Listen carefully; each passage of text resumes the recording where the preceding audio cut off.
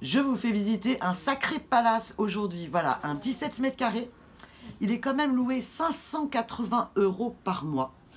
Et il faut savoir que c'est un petit logement privé, hein, complètement sombre. Regardez, quand vous éteignez la lumière, on ne voit plus rien. La lumière du jour est catastrophique.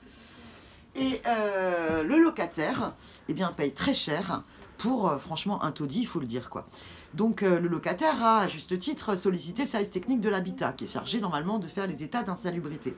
Sauf que juste avant, eh bien, le propriétaire, il a enlevé le papier peint, pour qu'on ne voit pas toute la moisissure noire qu'il y avait sur les murs. Mais enfin, vous voyez bien que les murs sont dans un état complètement pitoyable. Bon, alors, l'installation électrique, comme ça, juste dans le séjour.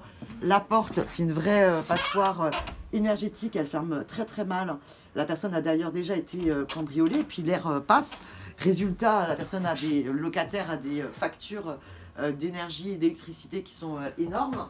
Alors les problèmes d'humidité continuent. Regardez, vous voyez ce mur est dans un état, c'est super froid, c'est super humide, c'est complètement craquelé.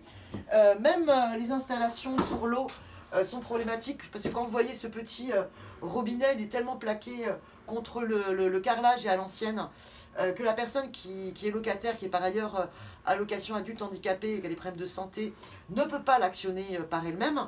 Donc c'est pas possible. Donc j'ai fait cette vidéo pour interpeller à la fois le maire du 20e, interpeller également Yann Brossat, adjoint au logement, pour que vraiment le service technique de l'habitat puisse revenir et attester de l'insalubrité de ce logement. C'est pas possible que le propriétaire ne fasse pas les travaux qu'il doit faire alors que le locataire paye son loyer et ce locataire est demandeur de logement social. On ne peut pas laisser une personne handicapée vivre dans ces conditions-là, et ça fait plus de 10 ans qu'elle demande, donc j'espère que ça va aboutir. Ça suffit, on lâche rien, on continue.